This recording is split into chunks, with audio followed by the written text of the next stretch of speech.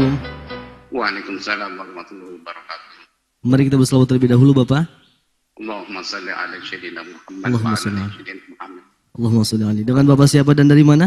Dengan Bapak di Bandung, Pak. Baik, silakan untuk bertanya kepada Buya. Assalamualaikum Buya. Waalaikumsalam warahmatullahi wabarakatuh. Semoga Buya dalam keadaan sehat dan insya Allah dalam lindungan Allah Subhanahu wa taala. Amin. Buya, insya Allah saya pengikut mazhab Syafi'i, Buya. Namun dulu saya pernah biasa makan kepiting, Buya. Saya baru tahu bahwa ternyata mazhab Syafi'i mengharamkan makan kepiting ini. Namun ada juga mazhab Imam Maliki dan Hambali yang membolehkan makan kepiting ini. Pertanyaan saya adalah, boleh nggak sih Bu, kalau ketika kita makan misalnya, tapi insya Allah saya sudah berniat, karena saya sudah tahu bahwa mazhab Imam Syafi'i mengharamkan.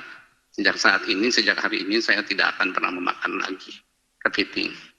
Namun saya ada pertanyaan yang ingin saya tanyakan sama Bu ya. Mungkin nggak sih Bu, kalau kemudian kita masih tetap makan, atau orang-orang yang sudah paham ini masih makan kepiting karena memang ada mazhab yang lain yang membolehkan, yang menghalalkan, sekalipun mazhab Imam Syafi'i mengharamkannya. Terima kasih Bu ya. Assalamualaikum warahmatullahi wabarakatuh. Waalaikumsalam warahmatullahi wabarakatuh. Memang disebutkan dalam kitab madhab Syafi'i seperti Imam Ibn Hajar Al-Haytami dalam Tuhfahnya juga menyebut tentang syaraton.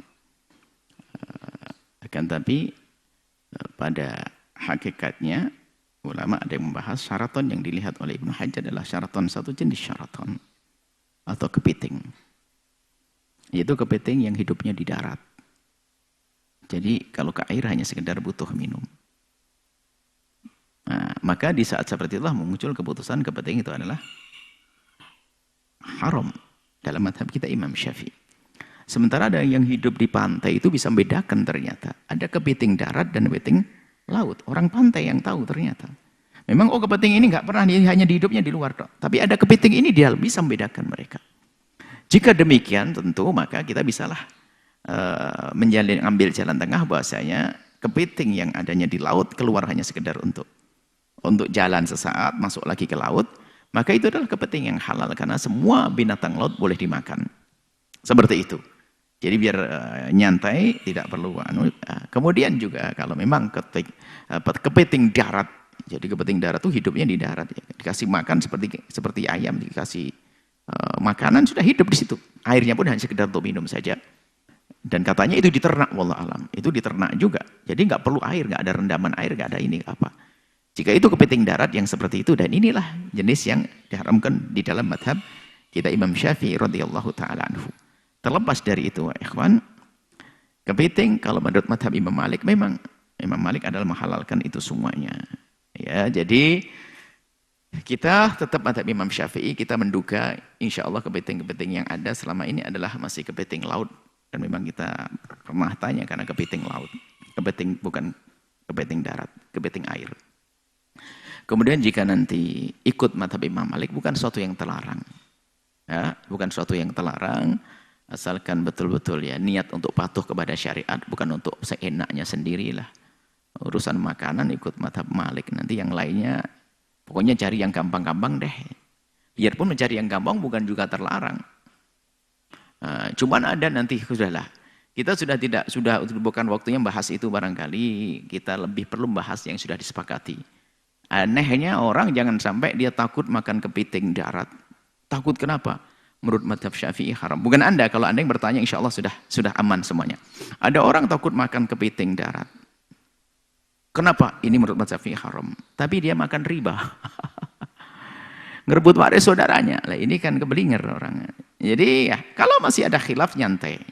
Tapi yang sudah disepakati jangan sampai kita lakukan. Ya, makan sesuatu yang diharamkan. Makan riba. Ambil hak waris saudara, itu berbohong dalam jual beli, itu haram yang disepakati. Adapun masalah kepiting masih ada celah deh. Kalau seandainya ada yang pengen makan diniatkan untuk madhab Imam Malik rahimahullah, tapi kami harap itu tanyalah itu kepiting apa, kepiting laut. Kalau selagi Anda ngomong kepiting darat Anda hindari. Ambil ikan dorangnya saja deh, sama gitu aja, udangnya gitu saja.